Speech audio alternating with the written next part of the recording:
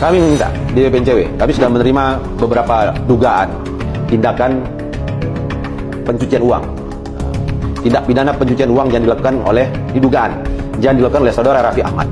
Nilainya fantastis. Diduga ada ratusan rekening yang dimiliki oleh saudara Raffi Ahmad ini merupakan kantong semar untuk mengelola uang-uang haram yang dimiliki oleh para terduga korupsi, bahkan sudah terdakwa korupsi yang masuk ke rekening Raffi Ahmad. Kami meminta kepada KPK RI, kami meminta kepada Kejaksaan Agung, kami meminta kepada Baris Krim Mabes Polri untuk memeriksa aliran transaksi uang Raffi Ahmad, aliran transaksi uang yang masuk ke RANS. Karena ini ada dugaan tindak pidana pencucian uang dan penerimaan gratifikasi oleh pejabat-pejabat negara yang menitipkan kekayaan atau dana pada oknum pemilik RANS. Kami minta ini. Nah, jelas katakan beberapa waktu yang lalu bahwa ada aliran uang ke saudara Raffi Ahmad. Dan ini lagi, Bu Hati, bahwa orang yang berada di lingkaran Paslon 02 ini rata-rata orang-orang yang bermasalah. Karena ketakutan biar nanti permasalahan ini tidak terbongkar, maka mendukunglah ke paslon ini. Dan dugaan-dugaan ini sebenarnya jika dibuka terang-terangan oleh Ketua PPATK akan terang benderang semuanya. Selesai mereka. Ya, selesai semuanya.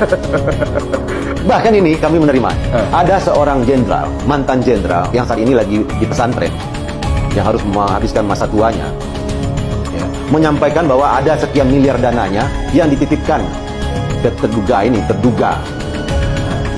pelaku TPPU Raffi Ahmad, yang pada saat ini ingin dananya itu dikembalikan, tidak dikembalikan.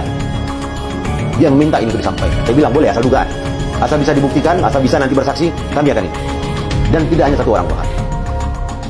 Kami minta kepada Ketua PPATK, kami minta dibuka seluas-luasnya, sebesar-besarnya atau seterang-terangnya tindak pidana pencucian uang yang dilakukan oleh beberapa perusahaan yang tiba-tiba memiliki kekayaan ratusan miliar bahkan triliunan yang tidak jelas asalnya.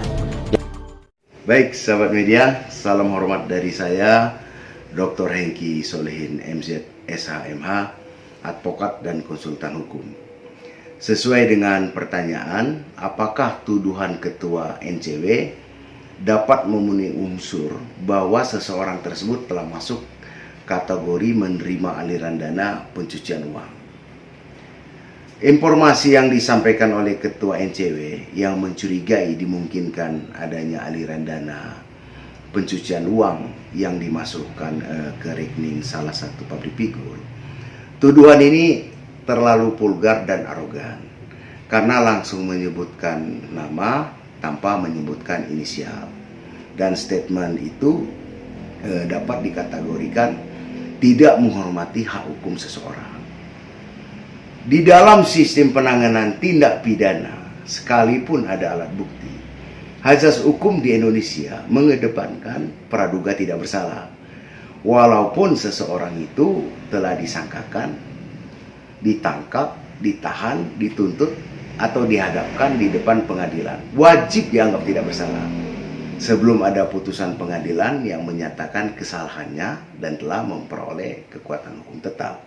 Nah, ketentuan ini diatur pada Pasal 8 ayat 1 Undang-Undang Nomor 48 Tahun 2009 tentang Kekuasaan Kehakiman. Sebenarnya kan tindak pidana pencucian uang bertujuan agar penghasilan yang didapatkan secara ilegal disamarkan seolah-olah pendapatan dari hasil legal. Dan di dalam menangani tindak pidana pencucian uang harus ditemukan pelanggaran hukum utamanya atau predikat crime-nya. Dan jika pelanggaran hukum tersebut bertujuan untuk menghasilkan banyak uang ataupun harta lainnya yang diinvestasikan baik melalui perbankan, pasar modal, properti dan lain sebagainya, baru bisa dikembangkan delik-delik yang menghasilkan criminal proses. Seharusnya kalau seseorang atau kelompok yang mencurigai dimungkinkan adanya aliran dana yang tidak wajar, sebaiknya segera buat laporan secara prosedur hukum. Undang-undang itu kan menjamin kerahasiaan pelapor dan pelaporan, sebagaimana telah diperjelas pada halaman penjelasan pasal 83. Jangan lebih cepat gembar-gembor di media, dikhawatirkan kan terjadi pelanggaran hukum baru. Kalau kita kembangkan, ada 3 tahapan sistem yang bisa dilakukan oleh oknum untuk melakukan pencucian uang. Pertama, placement, layering, dan interrogation.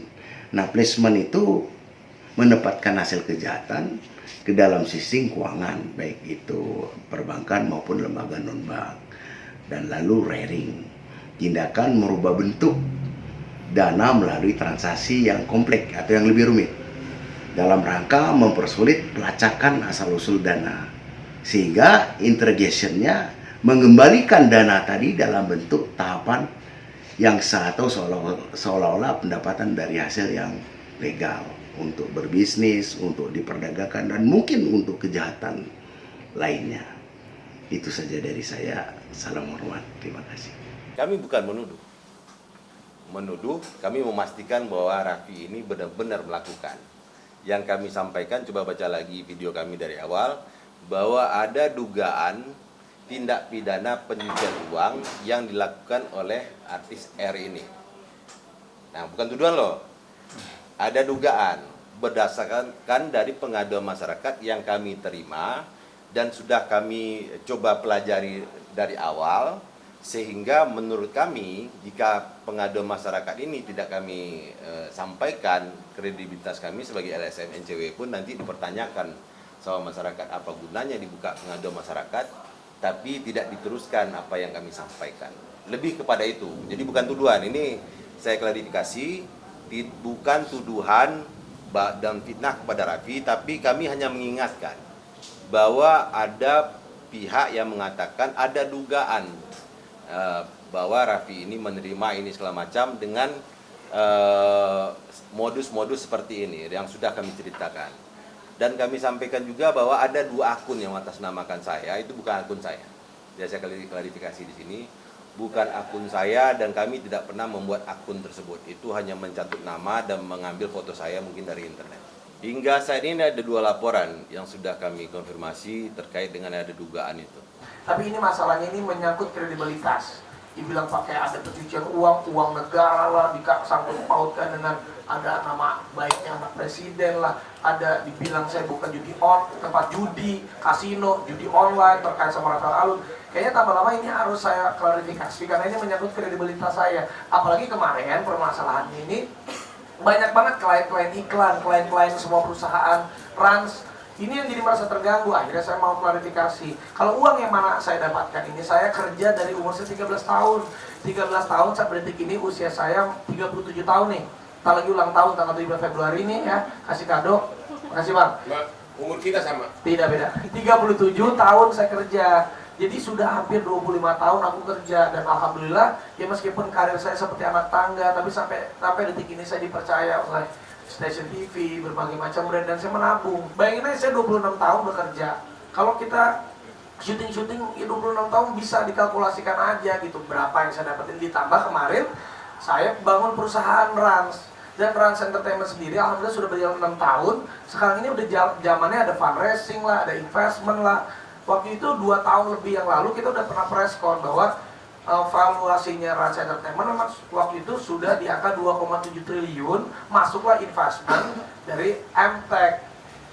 Ya, di situ juga udah press con juga, dan itu kan semuanya juga jelas. Apalagi Rans sendiri kita sudah mau IPO. Doain, mohon doanya 2-3 tahun lagi lah insya Allah kita IPO, go public, di mana memang uang semuanya, structure semuanya sudah dibersihkan dan dibereskan, dirapikan. Silakan saja kalau mau dicek ini apapun itu silakan. Kita memang sudah mau menjadi perusahaan yang terbuka, semuanya pun harus terbuka. Jadi rasa-rasanya ya janganlah. Saya kan termasuk anak muda, generasi muda yang sekarang yang ingin sukses, yang ingin juga meneruskan ibaratnya untuk memperjuangkan perusahaan-perusahaan kita untuk menjadi lebih baik. Ya janganlah diberitakan yang ya merugikan, apalagi menyesatkan seperti ini. Rata-rata antara 25 juta ke 50 juta sekali tampil kan kalau di TV kan? Iya, kalau sejam. Oh, sejam. Gua juga kan sejam nongol tahu gua.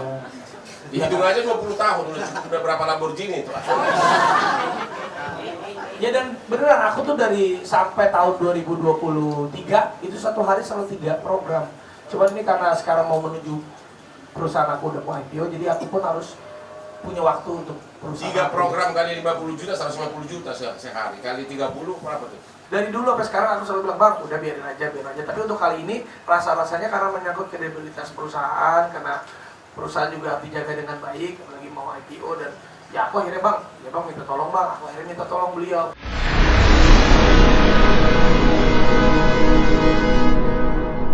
Jadi jangan lupa untuk subscribe Cumi Cumi. Ditekan ya tombol lonceng merahnya.